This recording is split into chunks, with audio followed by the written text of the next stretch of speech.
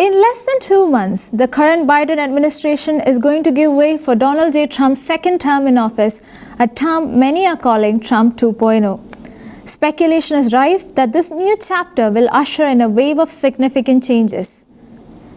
Come January 20th, the world is expected to look vastly different, and the first signs of it are already emerging. What can the world expect? How should the nations prepare for the 47th President of the United States and his White House team? To provide us with an insightful overview, we are joined today by Mr. Vinson Xavier Palathingal, entrepreneur, FOMA president, and a longtime Republican campaigner. Mr. Xavier, thank you so much for joining us today. Thank you, Akita. Thank you so much. You've been following US's foreign policies, especially those towards Asia, for quite some time right now.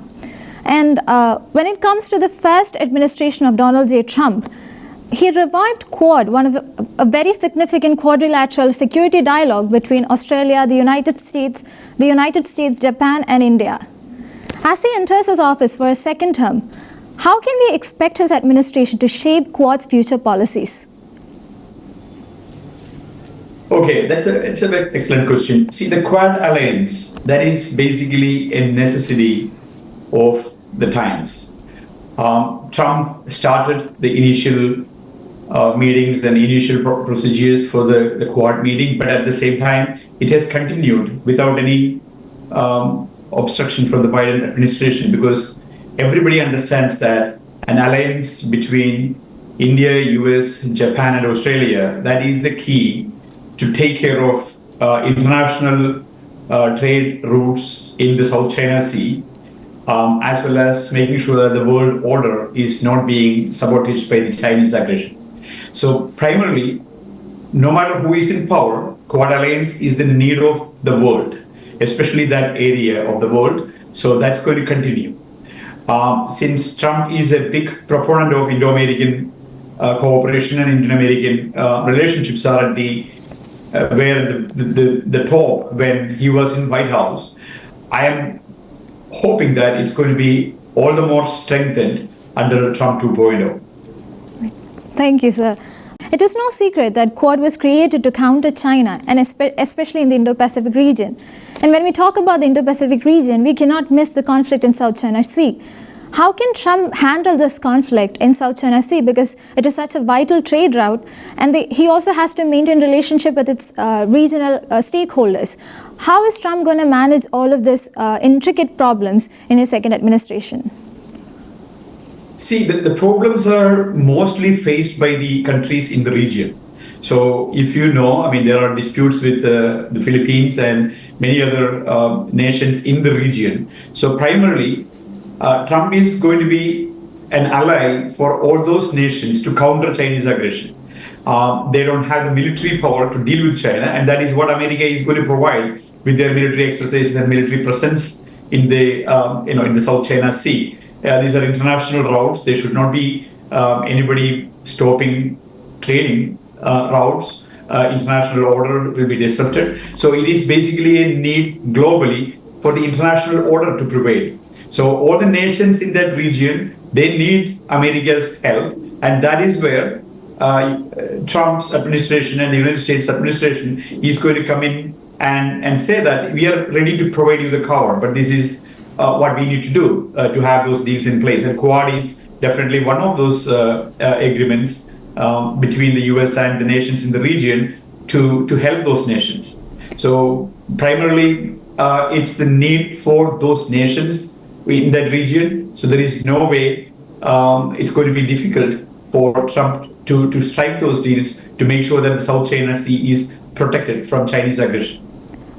We might be able to expect a friendly relationship with the United States and the countries in the South China Sea, except for China. But the thing is, his relationship with BRICS is getting increasingly complicated. Recently, he issued a warning to BRICS against them planning a currency to counter US's influence or US dollars influence in the market. And in such a landscape, India is in a critical position because India is at a crossroads. It has a good relationship with the BRICS countries, and it also has a very strategic relationship with the United States. In such a landscape, how can India navigate this critical, almost confusing position? Because India cannot alienate both the United States as well as the BRICS countries. But I don't think India can support BRICS currency as a whole either. What is your position on that?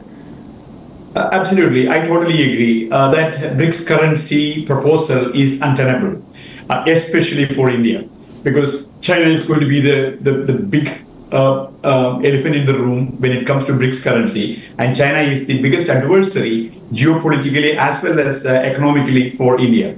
So there is no logic, there is no common sense for India to be aligned with such a nation.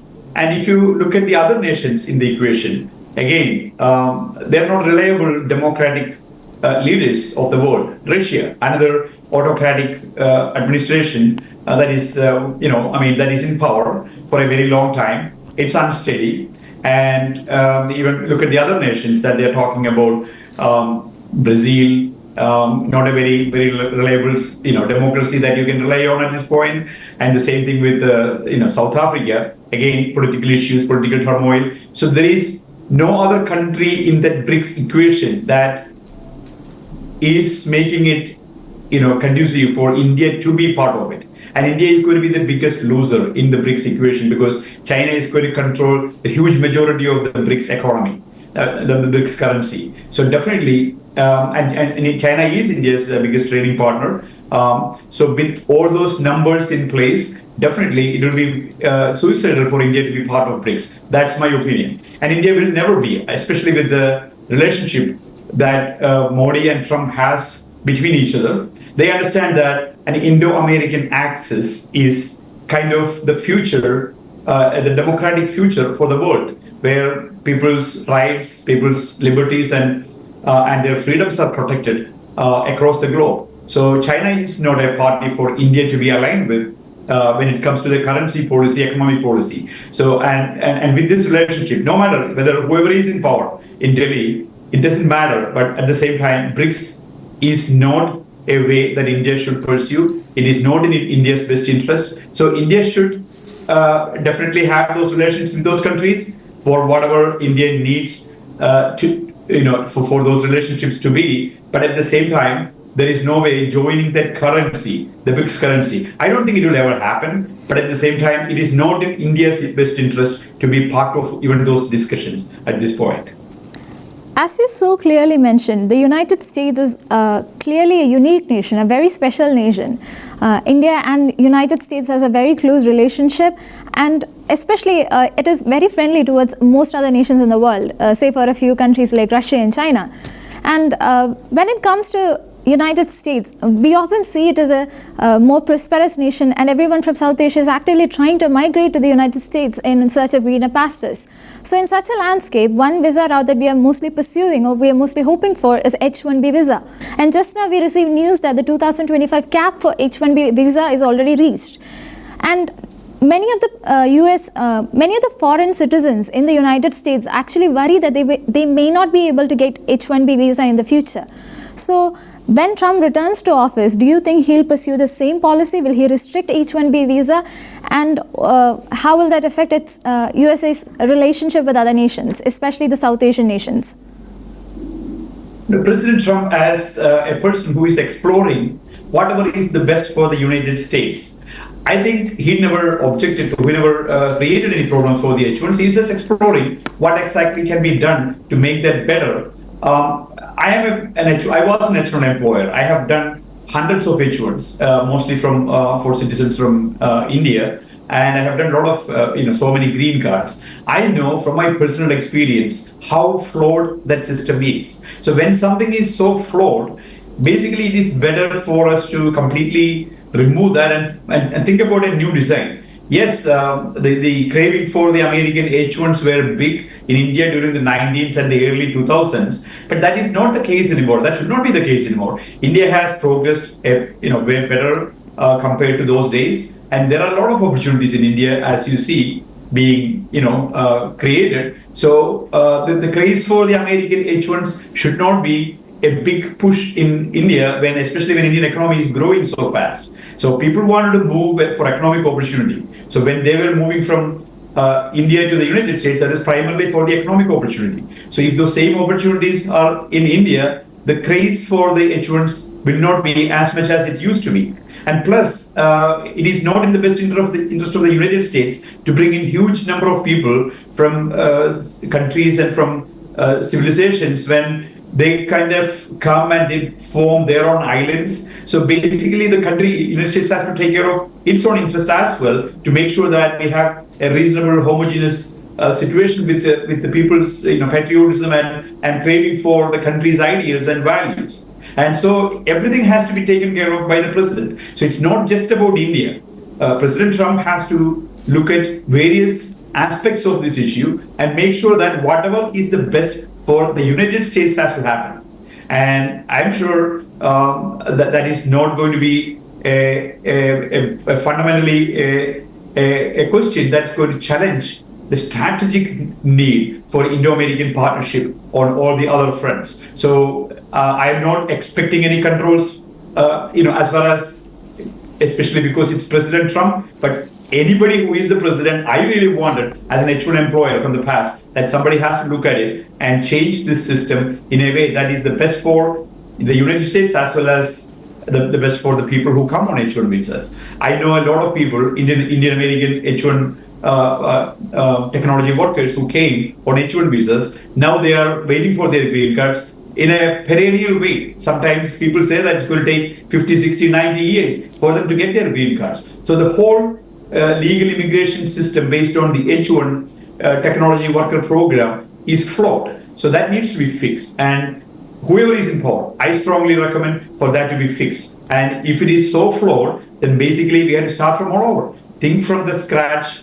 Think about what other countries are doing, like Australia, Canada, and other countries. Maybe they are doing it better than the United States. So we have to look at all the options and make sure that whatever is the best for the country and whatever is the best for the people who come and their families and their children are going to be the criteria for the H1 visa regulations. Right now, it is not working properly. It is creating a lot of problems for the country, for the companies, and for the H1 workers, and that has to be reformed for sure. I think I agree with you there because Donald Trump is the president of the United States. He is not the president of the whole world. So obviously he has to make America great again, and that's what his campaign was all about. Exactly. Yes, exactly. Yes. But at the same time, I think he is looking for alternate options as well, because recently, I think it meant 2024, he proposed giving green cards to foreign graduates of US universities. And that does seem like a positive opportunity for a lot of foreign national students in the United States. But I worry that it might affect adversely. I think it might adversely affect the United States as a whole, the society as a whole. What is your opinion on it? It is not. If you look at the tech CEOs of the United States, Google, Microsoft, all major companies in the Silicon Valley, they're headed by these Indian Americans who came from India to pursue their studies and to pursue their future in this country. So United States have benefited tremendously by the Indian technology professionals who came to this country. These are coming from quality institutions like IITs and major technology institutions in the country, and they are the top of the game. They are the best that India has produced, and they are definitely coming and benefiting the United States after their graduation. It is definitely a brain drain for India, but at the same time, it's a big win for the United States. So there is nothing wrong in those people coming because the talent is required in the US. And that is why you see them thrive so much and they come to these positions at the very top levels in these companies. So absolutely, it's a net positive for the United States. But at the same time, there are about 200,000 Indian students come on F1 visas on a regular basis. I personally was an F1 student long time ago in 1992. I came as a student to this country to pursue my master's degree in engineering. So there are 200,000 people coming, all of them getting green cards. That is not the way to go because there are a lot of unaccredited universities, not high quality students. So all of this has to be properly, systematically processed. So I would say there has to be a very critical selection process to make sure that these green cards are going to the people, the cream of the layer that is coming from India. Not all these 200,000 people are going to be getting the green cards, and that's not viable, that's not practical, and that's not even recommended for whatever reasons. So basically, it should be screened and it should be properly put in place so that only who deserve and the top talent that the United States do not have at present has to be attracted to come pursue that route, and their green card process has to has to happen fast. Right now, just about H1 visas we talked about earlier, there are so many of them waiting in this green card pipeline. Even these those who are coming from top institutions in the country, the top talent in the world, they are also waiting in these green card pipelines, and that is stopping them from using their talent, flourishing as entrepreneurs, creating employment, creating jobs in this country, in the US. So they have to be freed from this H1 chain as soon as possible. So how we can do that? To give them, to process their green cards right out of college, if they are qualified, if they are the top talent. So that way, they are free by the time 24, 25 years of age. They are free green card holders in this country, and they can pursue whatever dreams that they have for them and for the country, and make sure that they create jobs, they become entrepreneurs, they help the nation as much as they can without having to go through the H1 tangle that they are in currently. So it is definitely a viable alternative and also a good start.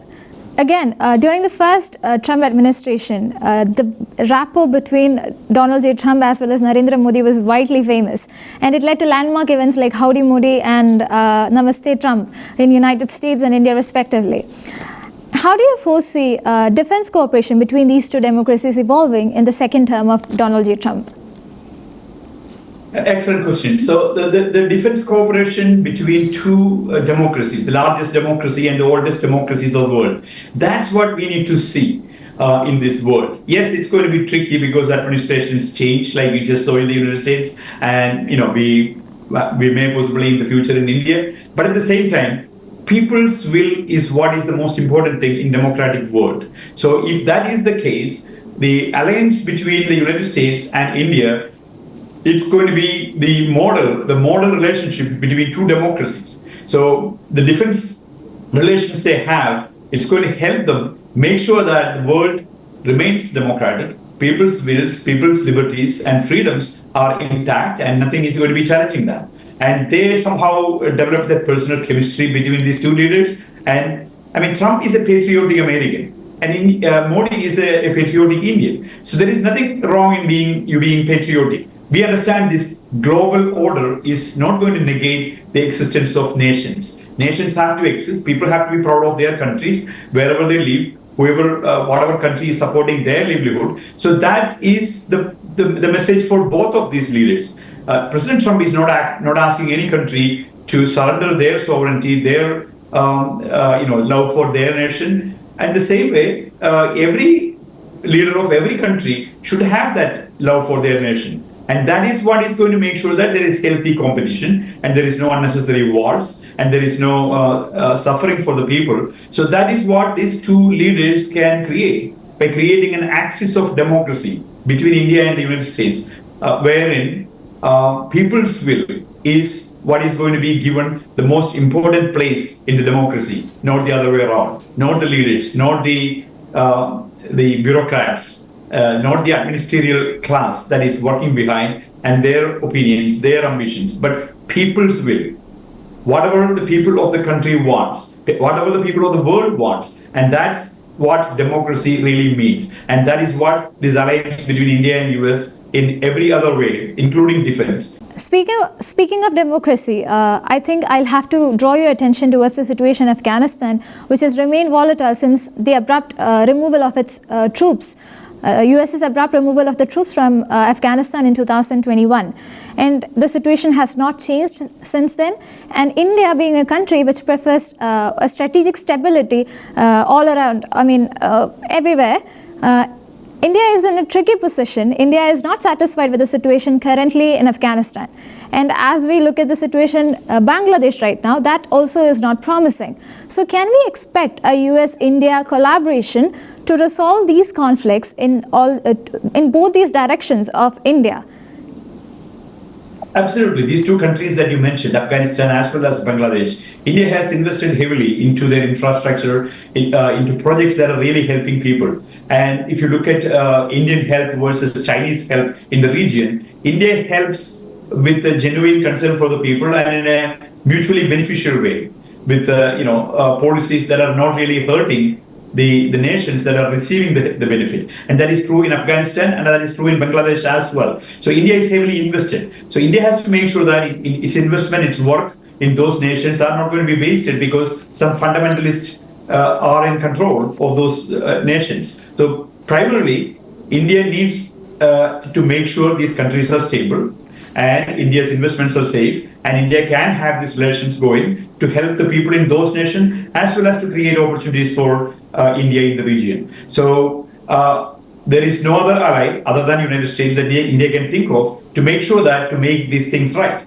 So whatever is happening in Bangladesh, the takeover by the fundamentalist forces, and it's the same as pretty much whatever is happening in Afghanistan. So primarily, the United States have a leverage to make sure that these things are controlled. So if you have noticed, President Trump had made very strong statements supporting the minorities that are suffering in Bangladesh, and that's going to be his message throughout. He want to make sure that no fundamentalist regime is creating problems for the minorities in Bangladesh. So primarily, India is the country that can benefit because of the proximity and because of the heavy investment and relations that India had with that country. So I am sure that just as we discussed about the relationship between Modi and Trump, it is the basic need for that region to make sure that there is peace in Bangladesh, there is peace in Afghanistan, and there is no discrimination and there is no atrocities committed against the minorities. So that is what is going to happen, and that is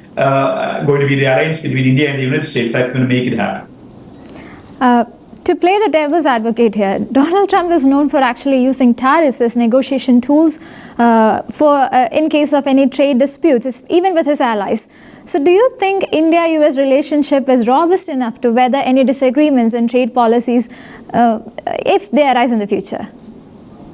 Absolutely not. As I said, India is a democracy, United States is a democracy. India is going to talk on its behalf, United States is going to talk on its behalf. But at the same time, the alliance between the nations is a need of the hour. It's a strategic need for the world at this point. So that's not going to be impacting. And when you look into the tariff situation itself, there is a lot of international media that talks about Trump's tariff policies, that Trump is going to punish other nations. But one thing that people all forget is primarily all these nations have tariffs. So if there is something that is made in the United States is coming to India, 100% imported, a vehicle, there is 100% tariff on those 100%, if it is 100% import stuff that is coming to the United States. So India has tariff in place. America is a freer economy, so that's why our tariffs percentages are sometimes not even existing. So basically what Trump is saying is it's going to be reciprocal because it has to be a fair playing ground. That part is missed in the international discussions. When other countries are saying that if America is producing a product and it is coming to the Indian market, we are going to charge 50% or 60% or 100% tariff. What Trump is saying that similarly, when India is making some product, when that product comes to the United States, we have the right to impose tariffs. If you look at the production costs, the production expenses, you understand that an American product takes a lot more to produce because of the value of the dollar and because of the expenses that are involved in a developed country versus in India. Still, that product it's being pushed through the tariff regime in all other nations, including India. So whatever Trump is talking about is reciprocity. It is basically making it a fair level playing ground, not exactly to punish other nations. That part is missing in the international media when they talk about Trump's tariff agenda. It's going to be very fair. So whatever, every country has to reduce their tariff so that Trump will make sure that, American products, American companies are also, American, government is also not going to impose any tariff. So whatever he's trying to do is to make it fair, make it a level playing ground for everybody to play, not costing Americans a lot more in terms of tariffs when American system is open for all other countries, their products without any tariff. That is what is going to change. And that is what everybody has to understand, that is just a fair game. It is not Trump trying to punish any nation. Trump is going to make it fair. I guess that is truly missed in the mainstream media. Anyway, let's come to the next question. One of the biggest changes that we are going to see in Trump administration with that of Biden administration is that of energy policy. Biden was big on climate change and sustainable energy and renewable energy and all that, but Trump actually focuses on America's energy dominance. So if that is his plan, how essential is it that United States develop a cooperation with other energy producing nations? See, United States is already exporting a lot of gas and oil to India. So Trump is not against any conventional resources. Trump is to make sure that all energy resources are used effectively to make sure that the economies are thriving in all nations. So it's totally impractical to say that the fossil fuels, that future is done, so there is no more room for gasoline-powered cars or petrol-powered cars anymore. So Trump is being a pragmatic leader. He wants to make sure that all energy sources are being pursued. Nothing is being punished for whatever reason. And India is already an importer of American energy. So I think that's going to continue, and there is room for more there is more participation between India and the United States in the local South Asian economy is also can be another avenue that we can grow bigger. If you look at the energy needs of other nations in the area, Pakistan, Bangladesh, Sri Lanka, Maldives, all of these places, China is giving them a lot of very predatory type of financing loans where they own the place if the countries are failing to pay back the loans, to pay the interest. And so Chinese predatory policies are definitely squeezing a lot of nations in South Asia. And that is where Indian leadership, in terms of giving them more affordable loans and more affordable deals and terms in this energy production enterprise. And United States can be a good big partner with India to give the technology to make sure that those are affordable and making sure that the people in those nations also have access to low, cost energy. So primarily, I think that is an area that needs to be further explored. That is the cooperation between India and the United States to help other nations in South Asia to have more affordable energy than what China is helping them with. China have predatory loans. China is not helping them. China is making sure that China skews the money out of these nations, and China is punishing them for when they are not able to, make those payments that are not affordable to begin with. So basically, India and the United States has a lot to work together in that region in terms of energy policy and energy production. United States Commission for International Religious Freedom in its 2024 report cited India as one of the countries of particular concern. It said that the discriminatory nationalist policies as well as violence towards religious minorities were causes for this particular designation. Granted, it was published during the Biden administration, but Trump will have to take over from there. How do you think such designation will affect the relationship between the United States and India? Absolutely, great question. See, the relationship between the leaders, as we discussed earlier, the personal relationship that Trump has with Modi, and that is what is going to come in handy to make sure that it doesn't, flare up the problems between the issues doesn't flare up to become an issue between the nations. As we look into the history of the formation of India itself, India is a very diverse region. 25% of the world population lives in South Asia, India, Pakistan, Bangladesh, Sri Lanka, that area. So it was a very religious sensitive region for centuries. So all of those problems are not going to go away just because it's Modi in power or Trump in power, so two prime ministers are in charge. One president, Trump is going to make completely all these problems to go away. It's not going to happen. So the main reason why this is getting too much attention because Modi is a nationalist, a patriotic leader coming from the Hindu side of the equation, and that is why it is getting too much attention compared to before. Definitely, India had problems in the past, and it is going to have problems in the future. How we handle it, how we manage it, how we try to reduce it, how we try to alleviate the repercussions for the people is what leaders can look into.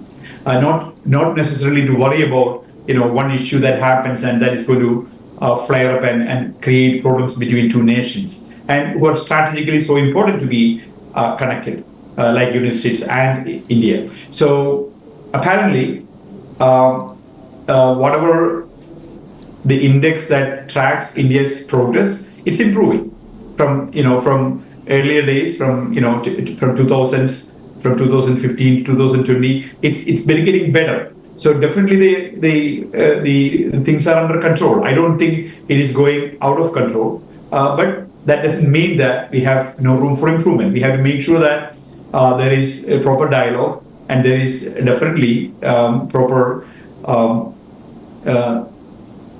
care between the nations to make sure that these minorities, their issues are not being ignored by any administration. And that is definitely it's going to happen because of the personal friendship, the rapport that President Trump and Modi are having between each other. And that's my hope.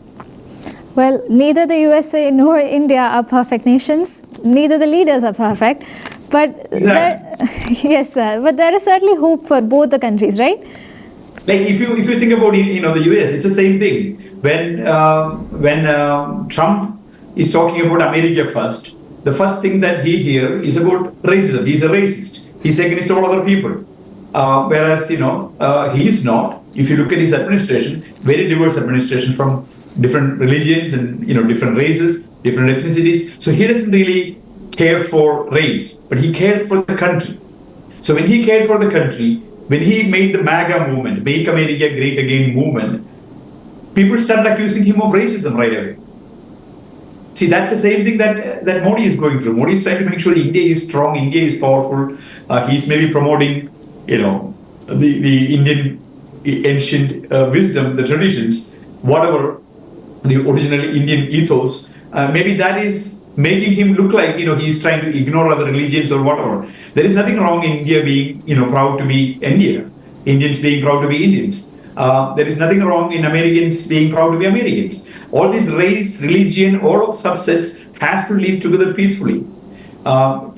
People who are Christians in India, there is nothing wrong in their being very proud, patriotic Indians who is vouching for India. There is the same way minorities in the United States. There is nothing wrong in being strong, patriotic Americans, no matter what race, what religion they come from. That's all that is at play. And when the leaders have this patriotic fervor in their dialogue, it makes them look like they are for one group and they are for one sect. But I don't think that's the case. All leaders understand that things have to be handled right and things has to be dealt with caution because of the sensitive matters. And I'm sure that wisdom will prevail in the United States as well as in India. Thank you so much, Mr. Xavier, for your time and for your insights. Thank you. Thank you so much, Ankita. Appreciate it.